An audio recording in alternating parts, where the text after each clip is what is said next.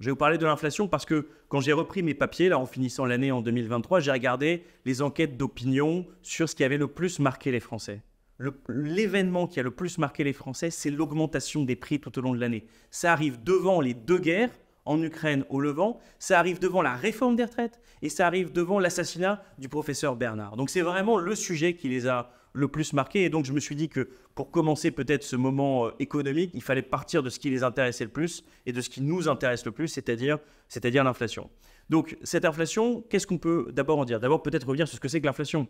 L'inflation, c'est un truc assez simple, c'est quand je vais chez le boulanger le lundi et que le pain est à 1,10 €, et que quand j'y retourne le jeudi et que le pain est à 1,40 €. Je caricature à peine, mais c'est bien ça. C'est quand vous voyez dans les menus les prix qui montent. Alors vous avez une inflation qui peut être légère, qui peut être forte, qui peut être hyper forte. Il y a un précédent historique qui peut-être va vous dire quelque chose dans vos livres d'histoire. En 1923 en Allemagne, je ne sais pas si vous voyez ces images de gens qui vont avec des brouettes acheter du pain et des biens de première nécessité parce que le mark s'est tellement déprécié qu'il faut des tonnes et des tonnes de mark pour acheter le moindre produit de consommation courante. C'est ça l'inflation, c'est lorsque les prix galopent devant nous.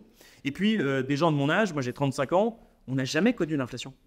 On n'a jamais connu l'inflation. Pourquoi? Parce que depuis 30 ans, on vit une période en économie que les économistes appellent la grande modération. La grande modération, ça veut dire que dans tous les pays européens, aux États-Unis, pendant des années et des années, on a une inflation comprise entre 0 et 3%.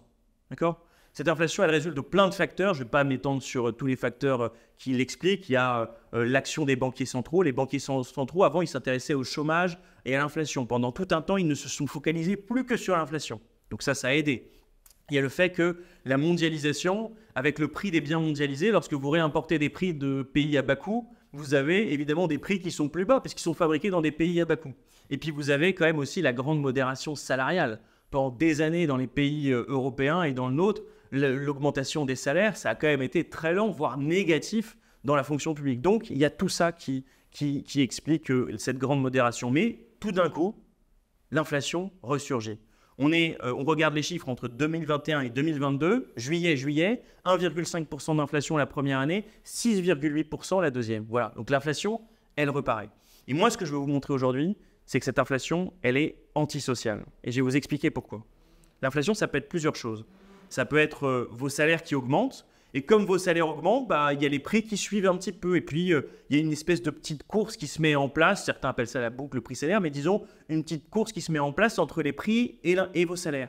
Dans ce cas-là, vous pouvez ne pas être trop impacté. Si vos salaires vont augmenter en premier, vous avez gagné un peu plus d'argent, les prix augmentent un peu, ça n'atteint pas votre niveau de vie. Ça, c'est l'inflation telle qu'elle peut exister, et qu'elle a existé d'ailleurs longtemps en France. Et elle n'a pas forcément que des défauts, cette inflation-là. Elle permet ce que Keynes appelait d'euthanasier les rentiers. Les gens qui ont des prêts en cours, ça les aide un petit peu. C'est pas forcément un problème. Et puis, vous avez l'inflation qu'on a connue, nous. C'est quoi? C'est une inflation importée. C'est quoi? C'est le coût de l'énergie qui augmente. C'est le coût des matières premières qui augmente. Et là, vos salaires, ils n'ont pas bougé. Vous supportez tout d'un coup la violence d'un choc qui est totalement externe. Vous vous êtes levé un matin, il y avait la guerre en Ukraine, et donc vous prenez une augmentation des prix de première nécessité et de tous les produits que vous connaissez. Et ça, c'est l'inflation telle qu'on la connaît aujourd'hui. Donc ça, c'est la première raison pour laquelle elle est antisociale. La deuxième raison pour laquelle, et donc elle tape sur les salaires. Je vous donne un chiffre qui est marquant. Aujourd'hui, on est en 2023, on n'a toujours pas retrouvé le niveau de vie de 2019. D'accord? Tellement on n'arrive pas à rattraper par les salaires l'inflation telle qu'elle existe aujourd'hui. On prévoit qu'en 2024, on devrait retrouver ce niveau de vie. Mais les Français ont perdu du niveau de vie entre 2019 et 2023. Je pense que c'est suffisamment important pour le souligner. Ensuite, elle est antisociale parce que tout le monde n'est pas touché de la même manière par l'inflation. Et il y a un très beau rapport de l'OCDE, dont je vous livre les conclusions rapidement, qui dit il y a 10% des Français qui ne subissent que 3% d'inflation, 3,3% pour être exact. Et il y a 10% qui subissent, eux, près de 7% d'inflation. Et qui sont ces 10% qui subissent le plus l'inflation? Ce sont les plus modestes. Pourquoi? Parce que quand vous êtes modeste, qu'est-ce que vous achetez en priorité? Vous achetez de l'alimentation, ce qui a le plus augmenté. Vous achetez du chauffage pour votre logement, qui souvent d'ailleurs, dans les familles modestes, est plutôt un logement mal isolé. Donc il faut y aller sur le chauffage pour réussir à avoir un logement qui soit décemment chauffé. Alors que les personnes qui ont plus de revenus, ils achètent des biens différents, ils achètent des services, tout un tas de choses qui n'ont pas été touchées directement par l'inflation. Et donc, plus vous êtes pauvre, plus vous subissez l'inflation telle qu'elle s'est déployée en France et en Europe. Et donc ça, c'est évidemment une donnée fondamentale. Et puis la troisième raison pour laquelle elle est antisociale, et là c'est la part du gouvernement, c'est la part de responsabilité du gouvernement qu'il faut que chacun comprenne. Lorsque le gouvernement fait un bouclier tarifaire, c'est formidable, c'est bien, il fallait le faire. Il faut protéger les Français contre la hausse énergétique. Mais il a deux manières de le financer. Soit il le finance en creusant le déficit public, et donc c'est vous qui allez le payer à vous-même. L'année N, vous avez un chèque, mais après, il va vous expliquer, le gouvernement, doctement, Bruno Le Maire a d'ailleurs déjà commencé à le faire, il va vous expliquer doctement que maintenant, il faut rembourser la dette, qu'on va vous baisser les dépenses publiques auxquelles vous avez droit, etc., etc. Donc, dans ce cas-là, vous le payez à vous-même. C'est lorsqu'on vous fait de la dette. Et puis, il y a un autre chemin qu'il a refusé obstinément de prendre. C'est la taxation des super-profits. C'est le fait que pendant ce moment de l'inflation, il y a eu une hausse des coûts. Il y en a qui en ont profité, et beaucoup dans la dernière période, pour augmenter leurs marges.